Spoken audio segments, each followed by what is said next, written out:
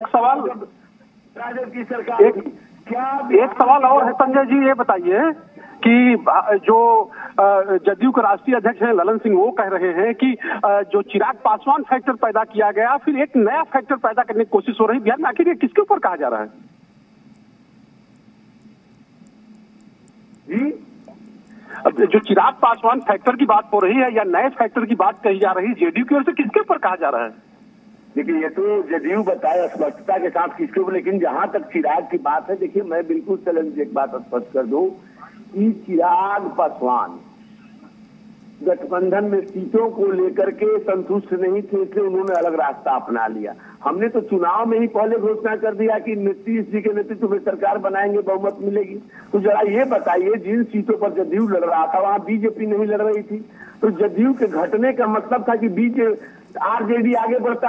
ऐसी कोई राजनीति में गलती करेगा क्या कि अपनी विरोधी दल जो है उसको आगे बढ़ने दे। नंबर 2, देखिए 2010 के चुनाव में भी हम 101 में 91 सीटें जीते थे, जनता दल 100 से ज्यादा सीटें जीती थी, तब भी हमारा स्ट्राइक रेट उनसे ज्यादा था और हम भी पीछे घटे हैं, हम भी पीछे घटे हैं।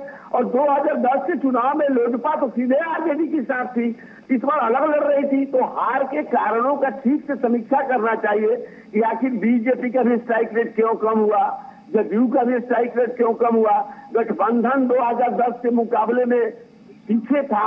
इन सबका ईमानदारी से मूल्यांकन होना चाहिए। चिराग जब और उनकी पार्टी 2010 में सीधे लालू जी के साथ थी, तब भी हम 200 से अधिक सीटें जीते थे। बिहार में 206 सीटें, राजद को हमने 22 पर निपटाया था। तो और तब नीतीश जी के चेहरे की बात हो रही थी। तो आज अगर वो प्रदर्शन नहीं दोहरा पाए तो हमको आत्मचिंतन, आत्ममंथन करना पड़ेगा कि आखिर ऐसा क्यों हुआ। हम भी पीछे घटे हैं, वो भी पीछे घटे हैं, दोनों के स्ट्राइक रेट भी घटा है। शैलेंद्र जी, एक छोटा सा सवाल ये नहीं है संजय जी कि जहां पर जेडीयू चुनाव लड़ी थी वहीं केवल चिराग पासवान के कैंडिडेट उतरे थे? अब देखिए, मैंने कहा ना कि सीटों को लेकर वो संतुष्ट नहीं थे, उन्होंने अलग रास्ता ले लिया। जो अलग रास्ता ले लिया वो हमारे इख्तियार में तो नहीं था। और मैं तो कह रहा हूं कि 2010 में तो सीधे चले गए थे लालू जी के साथ, तब भी मेरा इतना बेहतर प्रदर्शन क्यों रहा? एक छोटी सी टिप्पणी शैलेंद्र जी। और तब तो कहा जा रहा था कि नीतीश जी के चेहरे का कमाल है। बीजेपी के लोग कभी कह देते थे कि हमारा स्ट्राइक रेट बेहतर है, इस पर भी नाराजगी होती थी। तो तब उन चेहरों पर स्पष्ट मिली थी। आज वही चेहरा था। हम भी घटे हैं, हमारा सहयोगी दल भी घटा है, तो हम सबको मिलकर ईमानदारी से मूल्यांकन करना चाहिए। एक छोटी सी टिप्पणी मैं कर सकता हूँ? ये जदयू ने बीजेपी के बारे में कुछ ऐसी बातें कही हैं। विधायकों की बैठक बुलाएगी जी, रखिए अपनी बात। जी, मैं एक बहुत छोटी सी टिप्पणी करना चाहूंगा, क्योंकि हमारे भाजपा के साथी को बहुत सारे सवालों के जवाब देने हैं, परंतु जैसा इन्होंने कहा बिल्कुल सत्य कहा। जनता दल यूनाइटेड ने बहुत शुद्ध आत्मन से, शुद्ध अंतःकरण से अपना ये जो पिछला रिजल्ट हुआ है उस पे विश्लेषण किया और उस विश्लेषण का ही नतीजा है कि राष्ट्रीय अध्यक्ष ने ये टिप्पणी की। नहीं रहा है जी, आप जरा थोड़ा धीरज रखें, थोड़ा धीरज रखें, थोड़ा धीरज रखें, थोड़ा सा तो धैर्य रखें, विश्लेषण बताइए ना कि थोड़ा सा धैर्य रखें। आपके सहयोगी ने बिल्कुल सही आकलन करके ये बात कही है कि एक नया चिराग फैक्टर बनाने की कोशिश की जा रही थी। और भाजपा का यह इतिहास रहा है कि जिसके साथ रहे हैं उसके पीठ में इन्होंने छुरा घोंपा है।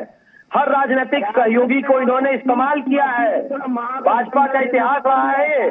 में और कुशेश्वर स्थान उपचुनाव में आप अपनी चिंता करें और भाजपा का यह इतिहास रहा है, जिस राजनीतिक सहयोगी के साथ रहे हैं उसके पीठ में छुरा घोंपा है इन्होंने। और आज जनता दल यूनाइटेड के राष्ट्रीय अध्यक्ष की ये टिप्पणी बहुत सोच समझ करके, बहुत ईमानदार इंट्रोस्पेक्शन के बाद की गई टिप्पणी है। आत्मंथन की बात है, अपने आत्मंथन कीजिए, आत्मचिंतन करिए चाल चरित्र चेहरा सुधारिए। अपने आत्म मंथन और अपने आत्मचिंतन के बाद ही कांग्रेस सड़क पे लड़ रही है आपके इस भ्रष्टाचार के विरोध में। भाजपा के खिलाफ, इस महंगाई के खिलाफ, अमीरों की मदद करने वाली सरकार के खिलाफ कांग्रेस सड़क से लेकर संसद तक लड़ रही है आत्ममंथन और आत्मचिंतन करने के बाद ही। बिल्कुल संजय जी, मेरा आपसे एक सवाल है। अब आप इस सवाल को काल्पनिक कहिएगा या फिर आपको इस सवाल पर हंसी आएगी, ये कहना फिलहाल मेरे लिए अभी मुमकिन नहीं है, लेकिन मेरा आपसे एक सवाल है कि अगर जेडीयू अपने आप को अलग करती है बीजेपी से, तो बीजेपी का स्टैंड क्या हो सकता है? बीजेपी अपने आप को बिहार में कहां देखती है? क्या वाकई बीजेपी को फर्क पड़ेगा? एक बात समझने की जरूरत है। 14 में जी 14 के लोकसभा चुनाव के पहले जेडीयू हमसे अलग हो गई थी। क्या हम चुपचाप बैठ गए थे? लोकसभा चुनाव लड़े थे। उत्तर प्रदेश में सपा और बसपा एक साथ हो गई थी लोकसभा चुनाव में, तो क्या हम चुपचाप बैठ गए? हमने प्रदर्शन किया। देखिए, हम सब सहयोगी दल है, सबका अलग सा अस्तित्व है, अभी साथ साथ है, कल क्या होगा, लेकिन हर राजनीतिक दल अपने को सभी परिस्थितियों के लिए तैयार रखता है। लेकिन हमें गठबंधन को लेकर कोई संदेह नहीं है। हम जनता के बीच एनडीए गठबंधन के नाम पर गए थे, जनता ने उसी नाम पर वोट दिया है। हमने कहा कि नीतीश जी के नेतृत्व में सरकार चलाएंगे और नीतीश जी ने भी कहा एनडीए के साथ मिलकर चलेंगे। आपकी बात से बिल्कुल सहमत हूं संजय जी, मैं आपकी बात से सहमत हूँ। आपकी बात से मैं सहमत हूँ कि हर पार्टी तैयार होती है। सर, मैं आपकी बात से बिल्कुल सहमत हूँ कि हर पार्टी तैयार होती है हर परिस्थिति से निपटने के लिए, लेकिन अगर ये परिस्थिति बीजेपी के सामने आती है तो